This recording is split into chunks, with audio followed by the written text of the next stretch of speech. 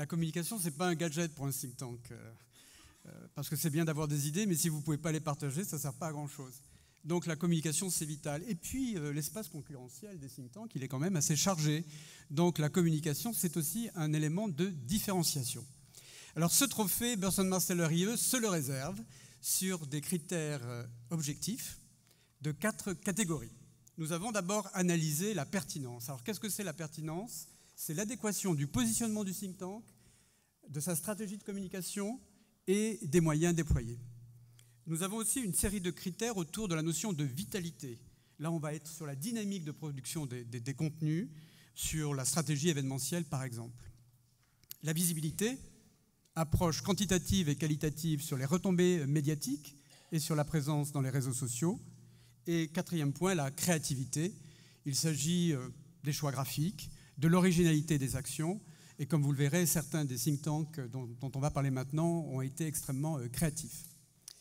Alors, Jean-Pierre, tu nous as donné les numéros 2, numéro 3, numéro 4. On voudrait saluer, avant de vous donner le numéro 1, 2 think tanks. Un, pour un travail merveilleux qu'il a fait d'information et de sensibilisation sur le numérique auprès des parlementaires. Il s'agit de Renaissance Numérique et de son réseau de Social Network.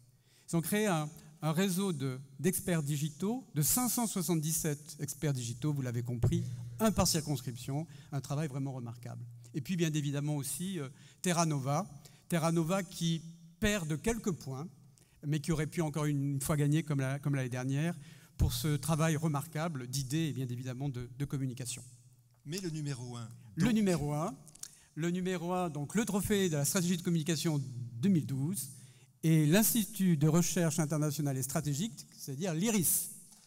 Et je vais demander à Madame Gwenaëlle Sauzet, je pense, de venir jusqu'ici pour recevoir son trophée. Madame Sauzet. Monsieur Bignon, directeur des études de l'IRIS, venez joindre vos mains à celles de Madame Sauzet pour recevoir ce trophée volumineux, lourd, que vous allez devoir porter jusqu'à vos propres locaux où ils seront dignement exposés. Alors, juste un mot, Pascal Boniface, que j'ai pu avoir vendredi au téléphone, était très heureux. Il est aujourd'hui à Abu Dhabi, donc c'est avec plaisir que je vous remets à tous deux le trophée 2012. Bravo. Merci beaucoup.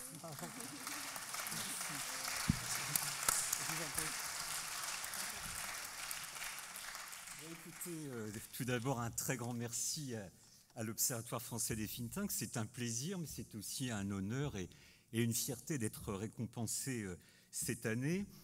En fait, l'IRIS s'est créé il y a une vingtaine d'années, 20 ans, un petit peu plus de 20 ans. Et ce trophée ce soir est un peu le prix de la reconnaissance de nos efforts depuis une vingtaine d'années. J'apprenais que depuis un an environ, il y avait floraison de think tanks. Nous sommes un petit peu plus anciens, mais à peine plus. Et en fait, c'est le prix, comment dirais-je, la reconnaissance d'une volonté. Parce que nous nous sommes créés, comme notre dénomination l'indique, sur les questions internationales et les questions stratégiques, à une époque, pas si lointaine certes, où la France se vantait beaucoup, probablement à juste raison d'ailleurs, d'avoir une position extrêmement importante dans le jeu des relations internationales. Mais à l'époque, les choses se sont modifiées depuis lors, il est vrai, mais nous avons constaté, ou nous constations à l'époque, à une petite équipe d'amis, c'était une initiative totalement privée à l'époque, que finalement la réflexion, le débat, l'animation du débat stratégique était extrêmement réduit à l'époque en France. Et c'est pour cette raison que nous avions créé à l'époque l'IRIS. Deux objectifs principaux, animer le débat stratégique comme je viens de l'évoquer, mais aussi cette volonté systématique chez nous qui s'est poursuivie au cours des ans de faire se confronter des points de vue différents dans le champ des relations internationales et stratégiques.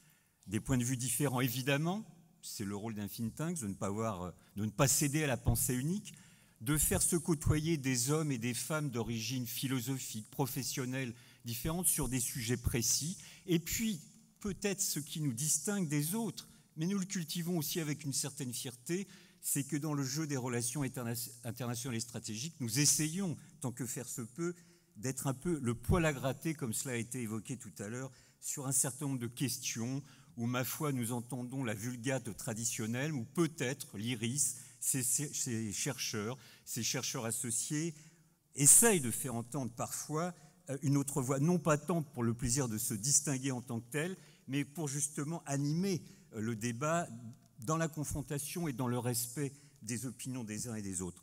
Alors c'est pourquoi, dès le départ, et je ne vous ferai pas l'histoire de l'URIS, ce serait un peu fastidieux, puis nous n'avons pas le temps, mais tous les pôles qui fonctionnent au sein de l'IRIS, que ce soit le pôle de la recherche, de l'édition, de la communication, bien sûr, dignement représenté par Gwenaëlle ce soir, et récompensé, et puis aussi le pôle formation. Nous avons actuellement plus de 200 étudiants de niveau master qui sont à l'IRIS.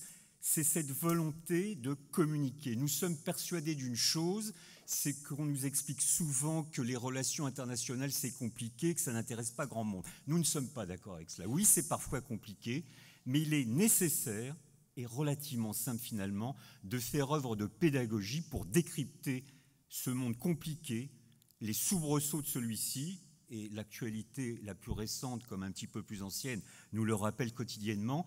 C'est pourquoi, pour faire œuvre pédagogique de décryptage des enjeux internationaux, il a été pour nous consubstantiel à la création de l'IRIS de communiquer, toujours communiquer.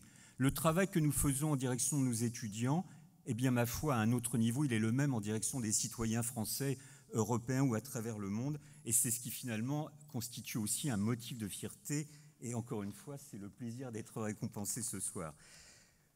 Je vous signale aussi qu'outre le site, mais peut-être certains d'entre vous le consultent, nous avons créé une maison d'édition il y a quelques mois maintenant, 3 livres déjà, que nous avons une revue trimestrielle, que nous avons un annuaire, enfin, etc. Tout cela procède de cette volonté de communication, d'échange d'idées, d'être des vecteurs d'échange d'idées.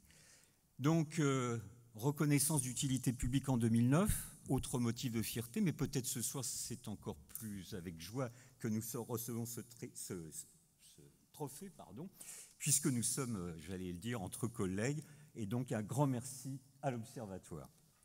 Merci à vous. Merci Madame Sauzet, merci Monsieur Bignon. Je vous en prie.